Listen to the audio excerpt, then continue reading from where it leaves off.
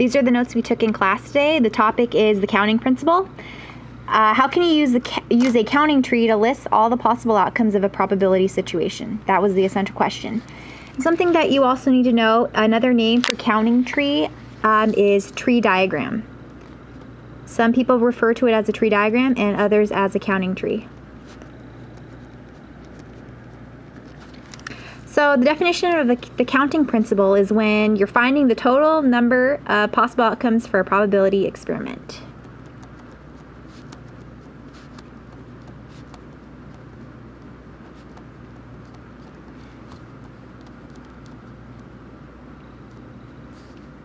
I should put possible outcomes, sorry.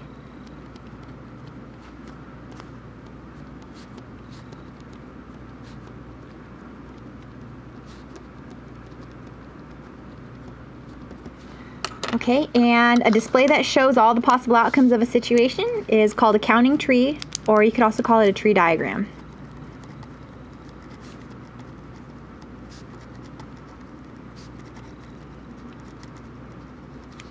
And it's basically a picture that shows what the counting principle represents. So let's go ahead and start with an example. Suppose this spinner is spun twice.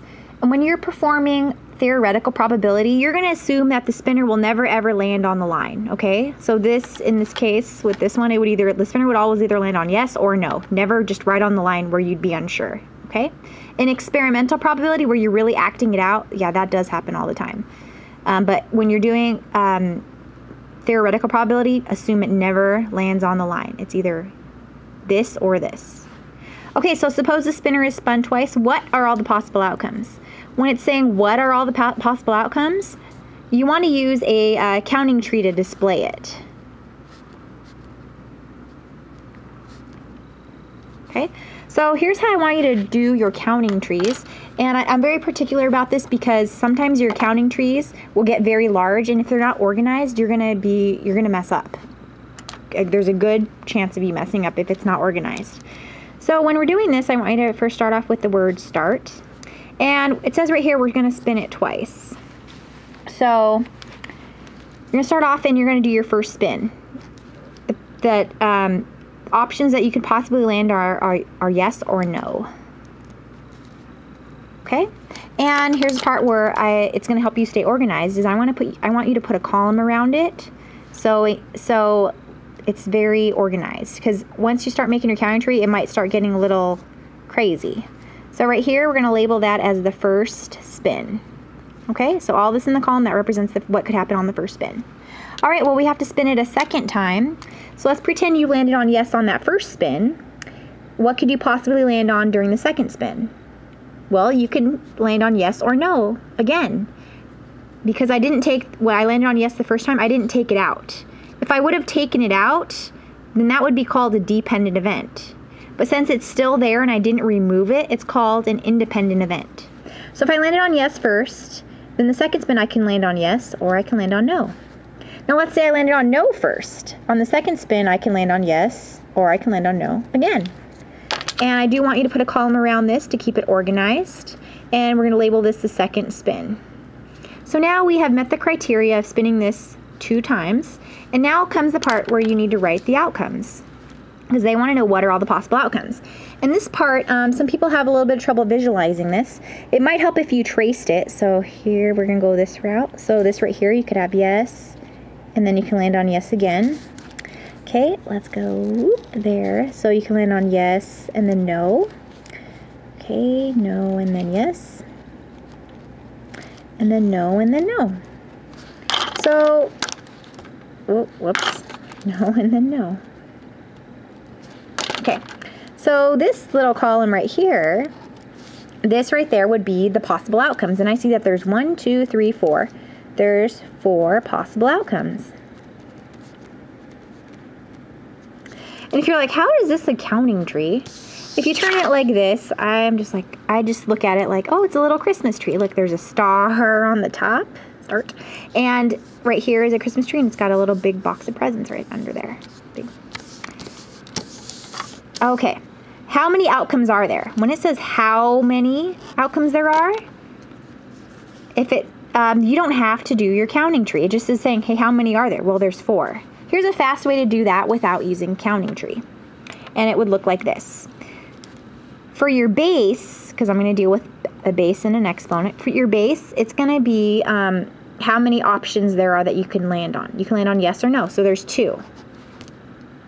And then for your exponent, it's going to be how many times you're spinning or you're rolling the dice or you're flipping or whatever, however many times that happens. So in this case, it's twice. 2 to the second power is 4 possible outcomes. And I do want you to label this because there are similar problems in the next note pages and also on your upcoming assessments where you may not have to draw a tree diagram, but you can just give me the quick way, all right? But if you're like, gosh, what did the 2 represent? What did the exponent represent? Well, the base right there, the base of the exponent, the base of this situation, this represents how many options there are. I know how many options there are to land on. See here, I can land on yes or no, so there's 2. And then the exponent, on the other hand, is going to represent number of times you spin or you flip or you roll. Depending on what you're doing. Spin, whoops, spin, flip, or roll. Okay? Go ahead and take a second and make sure you're understanding everything on that page. And if not, write out questions maybe on the left-hand side that you will come and ask me when you see me in class. But the number 1 question in class today was when they got to this column where they're listing all the possible solutions, people got confused with how to really do that. And what I was noticing, the people that did get confused is their tree diagram is really smushed together and very, very tiny, so it was really hard for them to follow it. So you want to give yourself enough room and you want to write big enough to where you can actually see what you're writing, but at the same time, you want to try to make it fit in the same space. Now, in the future, if you need like a separate sheet of paper to draw out your counting tree, your tree diagram, that's completely fine. Make a counting tree to show all possible outcomes in spinning the spinner 2 times. Okay, we're going to spin the spinner twice. And we do have to make a counting tree. It's not one of those ones where you can use a shortcut because it specifically says to make one. So you start with start. And when you go ahead and spin it, the first time you spin it, you can land on X, Y, or Z. And again, label that. That is our first spin, okay? And the next time I spin it, if I landed on X first, the first spin, the second spin I can land on X, Y, or Z. Okay, remember they're independent events because I didn't take it away. Like if I was like, oh, I landed on X and I took it away and it wasn't ever an option, that would mean a dependent event because it depended on what happened before your second spin. But they're independent events because it's still there. And we're going to talk more about that tomorrow. So if you're like, what is Hopkins talking about? It's okay. And look, see, I got a little bit disorganized right here. I want to look like that. Because if throwing it off just a little bit, when you go to get your outcomes, it might mess you up. Okay? If I landed on Y first, I can land on X, Y, and Z the second time. If I landed on Z the first time, I can land on X, Y, and Z. Okay? And you're going to label that column as your second spin. And we were only needing to spin it 2 times. So now it's the outcomes section. So again, just trace it. So X and then X, X and then Y, X and then Z, Y and then X, Y and then Y, Z and then Z, Z and then land on X, Z and then land on Y, Z and then land on Z. Okay, and label this thing right there. And I'm seeing that those are possible outcomes. And how many are there? There are 9 possible outcomes. So see how that answers the question. Make a counting tree, check, to show all the possible outcomes and spinning the spinner twice. Here's all my possible outcomes. I'm spinning it twice, okay? We could also call these 9 possible outcomes the sample space, okay? So this is a sample space for this problem. How many possible outcomes are there? So let's remind yourself how to do it the fast way like I showed you on the first page. If you don't remember, go ahead and flip to that first page, look at the bottom, and see how the base and the exponent were labeled. Now the base would be 3 because there are 3 options, and the exponent would be 2 because we are spinning the spinner twice. 3 to the second power, or 3 squared, which is really 3 times 3. That's 9 possible outcomes. which is what we got up here. Okay, they should match. Okay, what's the chance on landing on X and then Z? So I'll find X and Z. There it is. And there's only one of them there. So it's 1 out of the 9. 1/9. Or you can write it as a decimal. It's 0.1111 repeating forever, which is approximately 11.1%. You can write your answer in any one of these forms. It's completely fine, but this is probably just like the easiest right there. Okay? As a fraction. So what are the odds of landing on Y and then Y again during the second spin? So let's find a Y and a Y. There's one, and that's it. There's Y and Y, and it only happens 1 out of the 9 times. So our probability of that happening is the same as probability of that happening. Okay. For your summary, if you spun the above spinner 3 times, how many possible outcomes are there? I want you to pause the video right now, and I want you to try number 2 all by yourself. Keep in mind you have a quiz, and this could be something that's similar that you will see on the quiz. So you want to have that practice where you're practicing it without the teacher yapping, okay? So pause it and then do it. Okay, if you flip a US quarter 3 times, what are all the possible outcomes? So it says, what are the outcomes? So that means you got to draw that darn counting tree. So you have start, and when you start it, you can land on, I'm not gonna write out the word heads. I'm gonna use H for heads, T for tails, okay? And that right there was the first flip, because we're flipping the coin. We're not spinning the coin. Okay, the second time I flip, I can land on heads again, or, you know, I can land on tails. If I landed on tails first, I could land on heads, or I could land on tails during that second flip. Okay, see how I'm being consistent here, how it says heads and then tails, heads and then tails, heads and then tails? That would be helpful. If you wrote heads and tails and then tails, heads, tails, heads, if you kind of mixed it up, that might be confusing once you get to the outcome. So I'm just trying to keep it consistent, okay, within each little branch of that tree. Here, X, Y, Z, X, Y, Z, X, Y, Z, X, Y, Z. I'm not mixing up the order. I'm not saying, oh, Y, X, Z, Z, X, Y. I'm not doing it all weird. I'm being consistent so that when I get to the outcomes, it's really, it's more straightforward and not psycho crazy. Okay, am I supposed to flip it? Oh, 3 times. So I need to flip it 1 more time. I have 1 flip, 2 flip. I need to do the 3rd flip. So let's say I land on heads the first time, heads the second time. I can totally land on heads the 3rd time, or, you know, I can land on tails.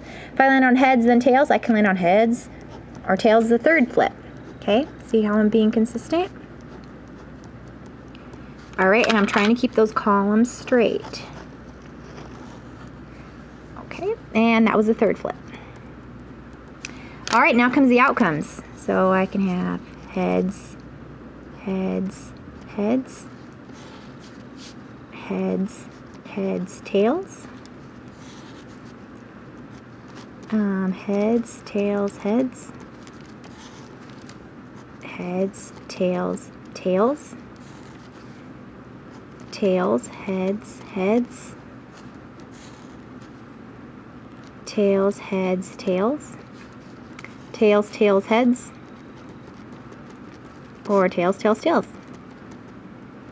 Okay, and remember to label that. Okay, that's our possible outcomes, and there are 8 of them. 8 possible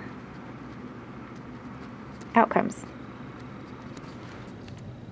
Okay, another name for all these possible outcomes is the sample space. Okay, how many possible results are there? Well, I know the answer is going to be 8, but I want to see if you remember that fast way. Okay, your base should be 2 because there's 2 options you can land on. And your exponent should be 3 because you're flipping it 3 times. So 2 to the 3rd power, you know, it's really 2 times 2 times 2. So 2 times 2 is 4. 4 times 2 is 8. 8 possible outcomes. Okay, what's the probability of landing on heads all 3 times? So let's find H, H, H. Oh, there it is. It's 1 out of those 8, which as a decimal is 125 thousandths, which is 12.5%. What's the probability of landing on heads and then tails? So H, H, T. There it is. It's 1 out of 8, which is the same probability as that above. For your summary on this page, I want to know how many possible outcomes are there if you flipped the quarter 5 times. So up here you only had to flip it 3 times, and you had 8 possible outcomes. So imagine flipping it 5 times. How many possible outcomes are there? All right, It says, how many possible ways can you land on sections A, B, C, and D if you spin the spinner 3 times? Hey, it doesn't say what are they. It's just saying how many are there. So I can do it the fast way. There's 4 options, and we're spinning it 3 times, so 4 to the 3rd power. It's really 4 times 4 times 4. 4 times 4 is 16. 16 times 4 is 64. 64 possible outcomes. Okay? All right. Number 4, how many, okay, so I don't have to draw a tree. How many possible outcomes if there if you roll the standard 6-sided dice 8 times? Okay, so there's how many options? There's 6, and we're rolling it 8 times. 6 to the 8th power, which is really 6 times 6, 3, 4, 1, 2, 3, 4, 5, 6, 7, 8. 6 times 6 times 6 times 3. Yeah, okay. And you'll get your answer. And if you're just kind of doing that on your calculator, sometimes you might get mixed up. So it might be good to cross it off as you go. Like you already multiplied these 2 together. Okay, press equals and then cross those off and then multiply that answer by 6. Press equals, multiply that answer by 6. And that's how you're going to have to do it unless you have like a calculator that you have access to. We're trying to go 6 to the 8th power. So you type in your 6, and then there's this button that's called a caret button right there. See, it's kind of like an upward arrow. If you click it, it looks like that. Oops, do it one time. Don't be overachiever, because you'll get it wrong. So 6 to the 8th, right there. So you're gonna end up with like, yeah, over 1 million possibilities. Over 1.5 million. So 1,679,616 possible outcomes.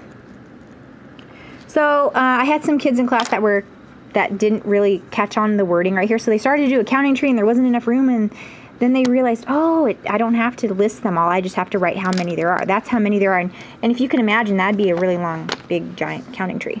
Now, if you have one of these calculators, here's how you would do it. 6.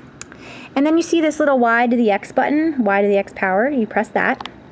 And then you tell it the exponent, which is 8. And then you press equals. And you'll end up with the exact same answer, okay? For this summary, I want you to list the sample space. In other words, I want you to list the possible outcomes if you spun the spinner above in number 3 twice. Okay? So here you spun it 3 times and you had 64 possible outcomes. It was just asking for how many. But in my summary, I'm asking what are they, but you only have to spin it 2 times. What are the possible outcomes? What is the sample space?